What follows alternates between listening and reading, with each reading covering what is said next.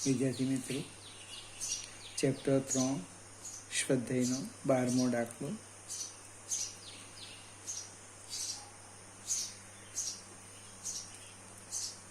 કોઈ એક દડાને 90 મીટરની ઊંચાઈ પરથી ફ્લોરિંગ પર પડતો મૂકવામાં આવે છે.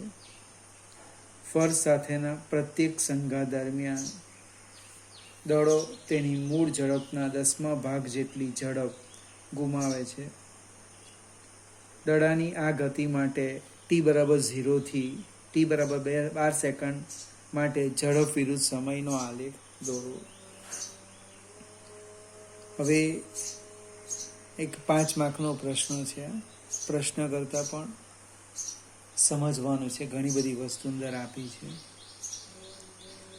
આપણે પ્રારંભિક ઝડપ લઈ લઈએ. શરૂઆતની ઝડપ તમને આપી છે, અહીંયા લખી દે v=0 મીટર પર સેકન્ડ, અને જે પડે છે એ ઊંચાઈ h આપી છે 90 મીટર. હવે આ જે 90 મીટર છે એ નીચે આવે ત્યાં સુધી એને લાગતો સમય અને ફર્શને સ્પર્શ કરે, જમીન સપાટીને સ્પર્શ કરે તે સમયનો વેગ શોધવાનો છે. આપણી પાસે સૂત્ર છે d બરાબર વેગ શોધવાનું છે, એ માટે હું લખું છું d અથવા તો h ડાયરેક્ટ લખી દઈએ, v² - v0² અપન 2g. હવે અહીંયા જે વેગ છે એને હું પ્રારંભિક વેગ v1 કેમ સ્પર્શે તેને v1 કહીએ. d બરાબર h એ 90 આપ્યા છે. d બરાબર h 90 બરાબર v1² છેદમાં 2 × 9.8 એટલે v1² 2 × 9.8 × 90. કેલ્ક્યુલેટરનો ઉપયોગ કરીએ અને આપણે એનું સાદુરૂપ આપવા પ્રયત્ન કરીએ તો v1 આવે છે 42 મીટર પર સેકન્ડ. ફરીથી કોઈક મિત્રને કેલ્ક્યુલેટર તકલીફ પડશે તો સમજાવું. 2 × 9.8 × 90 એ જે મૂલ્ય આવે એનું વર્ગમૂળ લેવાનું, કારણ કે v1² છે તો v1 મળશે. હવે જમીન પર પહોંચતા લાગતો સમય શોધીએ આપણે. આ એક બાજુ આપણે વેગ લખ્યો, અહીંયા આપણે વેગની વાત કરીએ. અહીંયા સમય અહીં જુદો લખી દઈએ, વેગ નાનું સરખું હેડિંગ. આ બાજુ લખી દઈએ સમય. સમય કેવી રીતે લખીએ તો આપણી પાસે v1 પણ આવી ગયા. v1 બરાબર v0 + gt એ સૂત્રનો ઉપયોગ કરી દઈએ આપણે. v1 બરાબર v0 + gt. v0 તો 0 છે એટલે v1 બરાબર gt અને t1 કહીએ. પ્રારંભિક વેગ 0 છે અને અધો દિશામાં એટલે g આવે, એટલે t1 બરાબર v1/g. v1 42 / g 9.8. કંઈક જવાબમાં સાદું રૂપ આપીએ આપણે. 42 / 9.8 એટલે લગભગ આવે છે 4.28 સેકન્ડ. આપણે 12 સેકન્ડ સુધી ગણતરી કરવાની છે. આપણે પહેલા ભાગની ગણતરી કરી. ફરીથી સમજાવું, સ્ટેપ સમજાવું. પ્રારંભિક વેગ 0 લીધો, ઊંચાઈ 90 મીટર લીધી. એનો ઉપયોગ કરીને જ્યારે જમીનને સ્પર્શે છે ત્યારે એણે પ્રાપ્ત કરેલો વેગ v1 શોધી કાઢ્યો અને તે માટે લાગતો સમય શોધી કાઢ્યો. હવે બીજું સ્ટેપ છે તે એ સમજવા પ્રયત્ન કરીએ. બીજો સ્ટેપ, જમીન સાથે અથડામણ દરમિયાન બને, જમીન પર અથડાય, જમીન પર અથડાય ત્યારે તે 10% વેગ ગુમાવે, 10મા ભાગનો, 10% વેગ એટલે ઝડપ ગુમાવે. તો અથડામણ બાદ એનો પ્રારંભિક વેગ શોધીએ. અથડામણ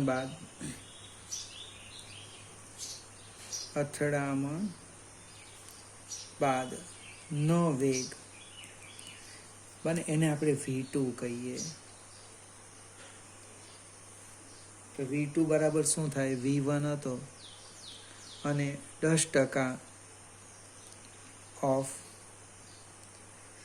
v1 એટલે v1 નો 10મો ભાગ, એટલે v1 ભાગ્યા 10 લખો તો પણ ચાલે, અને 10% લખાઈ ગયા તો સરખું છે. જો સમજાવું, આ v1 10/100 ગુણ્યા v1 એટલે ચોપડીમાં તો 10મો ભાગ જ લખ્યો છે, એટલે તો પણ ચાલે. એક મીંડું નીકળી જશે, બરાબર. મારાથી 10% લખાઈ ગયા, 10% આપે તો પણ આ રીતના લખાય. 10મો ભાગ આવે તો v1/10 એટલે કે 42 ભાગ્યા 10 એટલે 42 - 4.2. આનો અર્થ શું થાય? 37.8 મીટર પર સેકન્ડ. ફરીથી સમજાવું. અથડામણ બાદ એકવાર અથડાય એટલે એનો જે વેગ હશે એના 10મા ભાગનો વેગ ઘટે એનો, એટલે 42 હતો એમાંથી 42/10 બાદ કર્યા એટલે વેગ આવ્યો 37.8.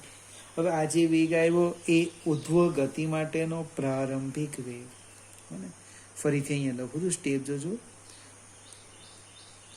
ઉધ્વ દિશાની ગતિનો પ્રારંભિક વેગ, ઉધ્વ દિશાની ગતિનો પ્રારંભિક વેગ. તો દડો હતો આ રીતના, બને આ જમીન છે, અહીંયા પડે છે, અહીંયાનો વેગ v0 હતો પહેલા, અહીંયા લખ્યું v1. હવે 10% ઘુમાવે છે અને હવે એનો ઉધ્વ દિશાનો વેગ થઈ ગયો પ્રારંભિક વેગ v2, એટલે ઉપર જવાનો. કદાચ અહીંયા સુધી આવશે અને પછી એનો વેગ પણ અહીંયા શૂન્ય થશે, અટકી જવાનો, પાછો નીચે આવે, પાછો ઉપર જાય, નીચે જાય. બરાબર. આપણે દડાને રાખીએ ને ફ્લોરિંગ પર તો કેમ વારંવાર ઉપર નીચે આવે, અથવા બસ એ જ દાખલો છે અહીંયા. એટલે હવે આ જે ફિગરની વાત કરું તો ઉધ્વ દિશાની ગતિ માટે હું લખું કે કેટલી ઊંચાઈ પ્રાપ્ત કરશે ઉધ્વ દિશાની ગતિ માટે. તો અથવા તો વેગ લખી દઈએ. વેગ, ઉધ્વ દિશાની ગતિ માટેનો વેગ હું લખું છું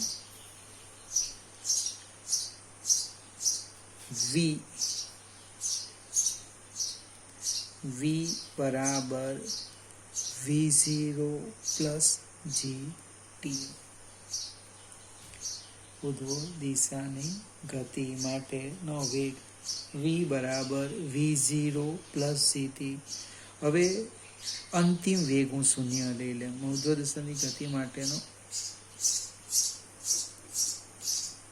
સમય શબ્દ લખીએ. સમય હું અંતિમ વેગ 0 લઈ લઉં. પ્રારંભિક વેગ v0 બરાબર v2 અને g બરાબર -9.8. એટલે જવાબ આવવાનો શું આવવાનો?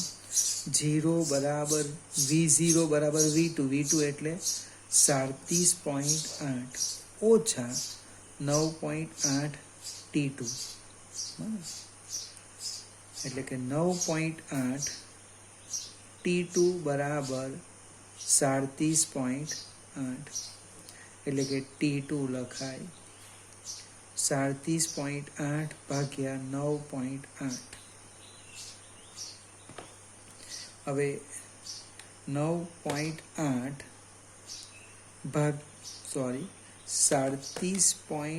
8 ભાગ્યા 9.8 એ 3.9 જવાબ આવે છે. 3.9. હવે આને સમજવા પ્રયત્ન કરીએ. ઉધ્વ દિશામાં મહત્તમ ઊંચાઈ પ્રાપ્ત કરવા માટે લાગતો સમય, અને મહત્તમ ઊંચાઈ પ્રાપ્ત કરવા લાગતો સમય કેટલો? તો કે 3.9 સેકન્ડ.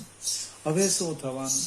અહીંયાથી અહીંયા સુધી જતા એને 3.9 સેકન્ડ લાગે. ફરીથી હવે પાછું નીચે આવવાનું તો પણ આટલો સમય લાગવાનો.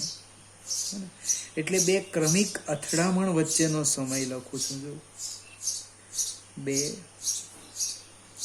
ક્રમિક અથડામણ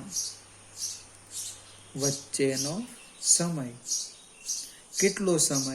એને હું T3 કહી દઉં. તો કે T2 પ્લસ T2 એટલે 3.9 વત્તા 3.9 એટલે કેટલા થવાના? 3.9 વત્તા 3.9 એટલે 7.8 સેકન્ડ.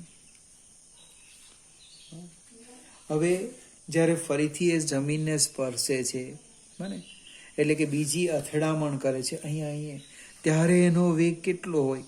તો જેટલો ઉપર ગતિ વખતે વેગ હતો એટલો જ વેગ પાછો આવે. બને જેટલો વેગ શરૂઆતમાં હતો એટલો જ વેગ એને ફરીથી પ્રાપ્ત થાય.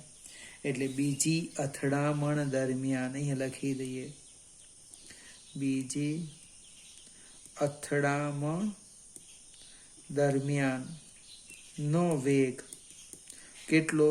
તો કે ભાઈ V3 બરાબર V2 બરાબર 37.8 મીટર પર સેકન્ડ. ફરીથી આ બીજો ભાગ સમજાવું. આકૃતિમાં જે શરૂઆત કરી એ આ ભાગની વાત કરી.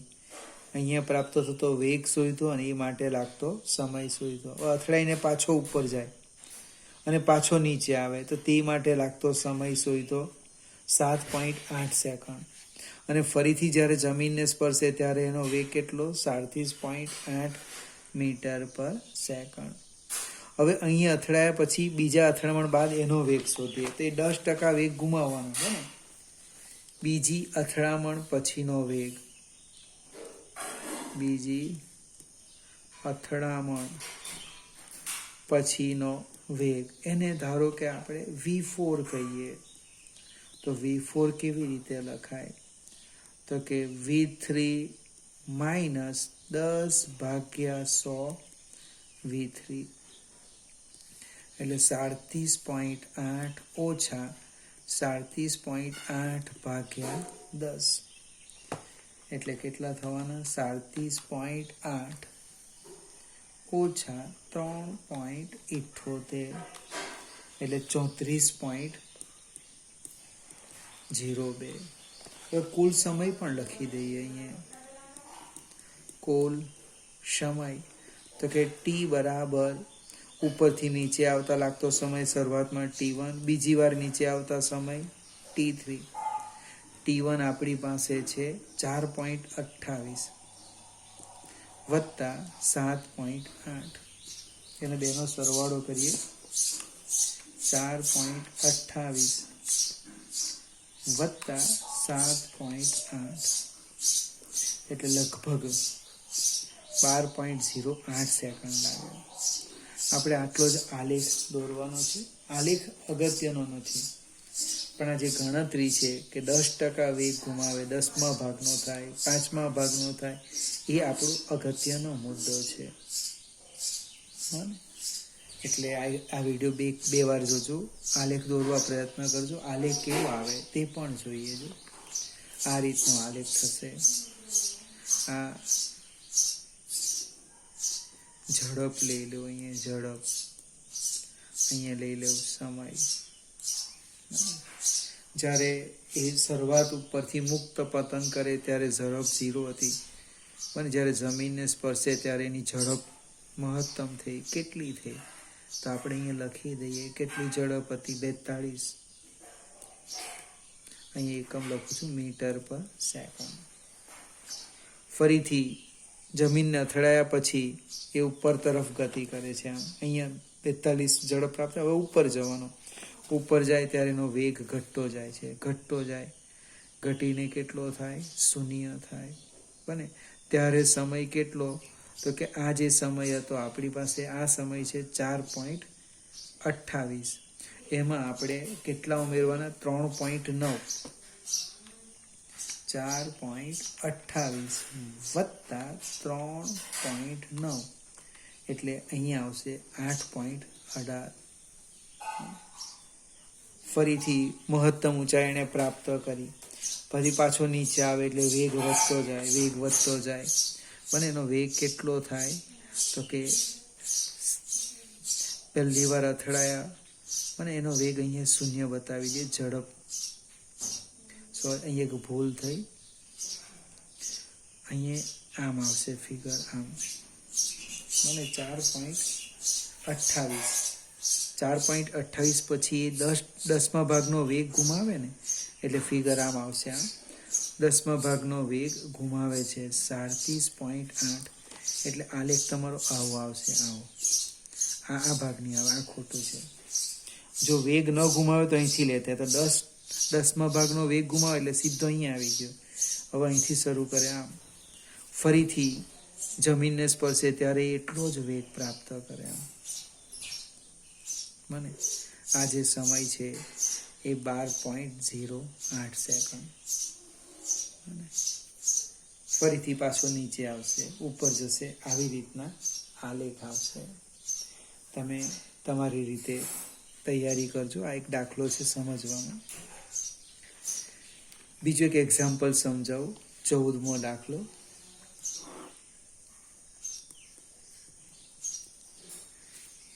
એ દાખલો પ્રેક્ટિકલ માટે પૂછી શકાય એવો છે. એક વ્યક્તિ સુરેખ માર્ગે, એટલે આ રીતની ફિગર સમજાવું. રકમ આવી છે, આ એનું ઘર છે અને આ એનું બજારમાં આવેલી દુકાન છે. કોઈક બજારમાં જાય છે અને એ કોઈક આપણે અહીં લખી દઈએ, અહીંયા લખી દઈએ બજાર. આ જે તમને અંતર આપેલું છે એ 2.5 કિલોમીટર. આપણે સંજ્ઞા લઈએ એ અને બી. એક વ્યક્તિ સુરેખ માર્ગ પર, સીધા માર્ગ પર 5 કિલોમીટર પર કલાકની ઝડપે તેના ઘરેથી 2.5 કિલોમીટર દૂર આવેલ માર્કેટમાં જાય છે, પરંતુ માર્કેટને, બજારને બંધ જુએ છે. તરત જ આટલી ઝડપે પાછો ફરે છે. હવે આપણે સંજ્ઞાની વાત કરું. એ થી બી ગતિમાં એની ઝડપ છે 5 કિલોમીટર પર કલાક અને બજારથી પાછો ઘર આવે બી થી એ ગતિમાં એની ઝડપ છે 7.5 કિલોમીટર પર કલાક. પ્રશ્ન છે 0 થી 30 મિનિટમાં સરેરાશ ઝડપ અને સરેરાશ વેગ શોધો. પછી 0 થી 50. આજે હું એક શીખવીશ 0 થી 30. મને તો સમયની વાત કરીએ, કોમન વાત કરીએ. પહેલા એ થી બી સુધી જતા લાગતો સમય. એ થી બી સુધી જતા લાગતો સમય, એટલે ઘરેથી બજાર જતા લાગતો સમય. તો સમય લખાય સમય બરાબર અંતર ભાગ્યા વેગ. અચળ છે માટે તો અંતર આપેલું છે 2.5 કિલોમીટર અને એની ઝડપ છે 5 કિલોમીટર પર કલાક. એટલે કે 2.5 ભાગ્યા 5 એટલે 0.5 કલાક.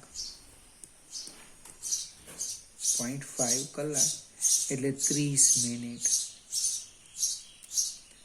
સેમ બાજુમાં આપણે બી થી એ નું શોધી કાઢીએ. બી થી એ માટેનો સમય, તો કે સમય બરાબર અંતર ભાગ્યા વેગ. અંતર છે 2.5, ઝડપ બદલાઈ જાય છે હવે 7.5, એટલે કે 2.5 ભાગ્યા 7.5 એટલે 0.33 કલાક. હવે કલાકને મિનિટમાં ફેરવવું હોય તો 60 વડે ગુણવાનું, એટલે લગભગ રાઉન્ડ અબાઉટ 20 મિનિટ. ચાલો હવે આપણે ચર્ચા કરીએ પ્રથમ 30 મિનિટ માટે. પ્રથમ 30 મિનિટ માટે હવે 30 મિનિટમાં એ ઘરેથી બજાર પહોંચે એટલે પથ લંબાઈ અને સ્થાનાંતર બંને સરખા. કેટલા? તો કે 2.5 કિલોમીટર એક સરખું છે. તો એની સરેરાશ ઝડપ અને વેગ એ બંને કેવા આવવાના? સરખા જ આવવાના. ઝડપ બરાબર વેગ બરાબર શું થવાનું?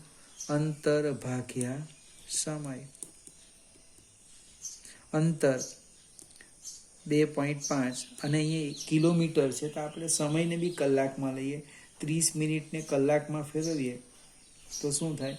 0.5 કલાક, એટલે 0.5 મૂકી દઈએ એટલે જવાબ આવશે આપણો 5 કિલોમીટર પર કલાક, જે આપણને ઓલરેડી આપ્યો જ છે. હવે તમે 2.5 ભાગ્યા 30 મૂકો તો એકમ બદલાશે. જે જવાબ આવે તે કિલોમીટર પર મિનિટ. પછી ચોપડી સાથે ચેક કરો તો નહીં ચાલે. હવે 0 થી 50 એની સમજૂતી આપું છું. એ થી બી જતા 30 મિનિટ લાગે અને બી થી એ આવતા એને 20 મિનિટ લાગે, એટલે કુલ 50 મિનિટ થઈ. 50 મિનિટ એટલે 50 મિનિટ માટે આપણે શું લખવાનું તે સમજાવો.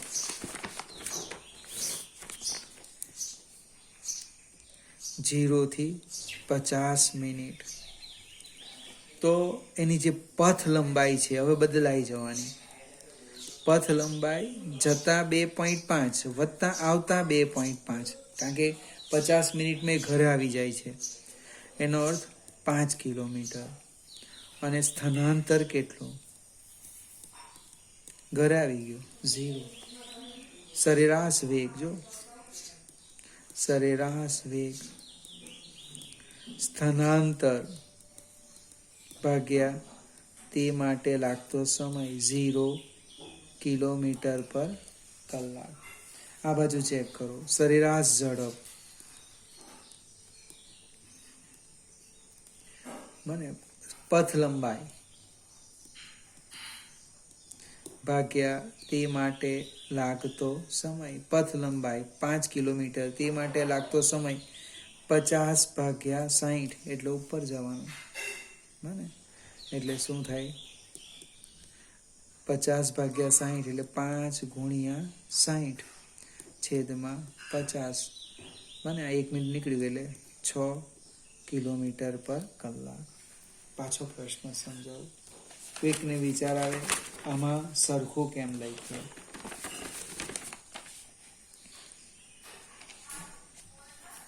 આમાં 0 થી 30 મિનિટમાં શું થાય છે?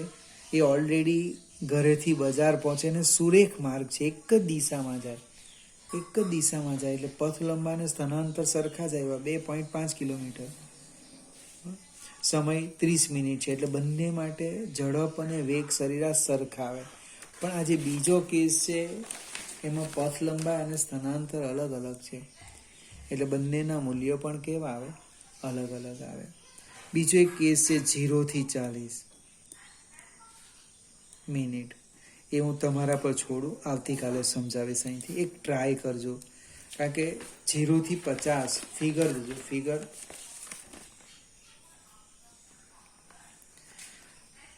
30 મિનિટ જતાં એથી બી લાગે, બરાબર. આપણે 30 મિનિટ 20 મિનિટમાં અહીંયા એટલે 50 થાય, 40 મિનિટમાં તો લગભગ આટલાકમાં જ આવી રહેવાનો. તો કેવી રીતે ગણતરી કરશું? જો 30 મિનિટમાં એણે કાપેલું અંતર 2.5, હવે બીથી એ તરફમાં તમારે માત્ર 10 જ મિનિટ લેવાની. એ 10 મિનિટમાં કેટલું અંતર કાપે? મને એટલે પથ લંબાઈ માટે AB વત્તા BC થશે અને સ્થાનાંતર માટે શું થશે? AC. આટલું એક કામ તમારા પર છોડી દઉં છું.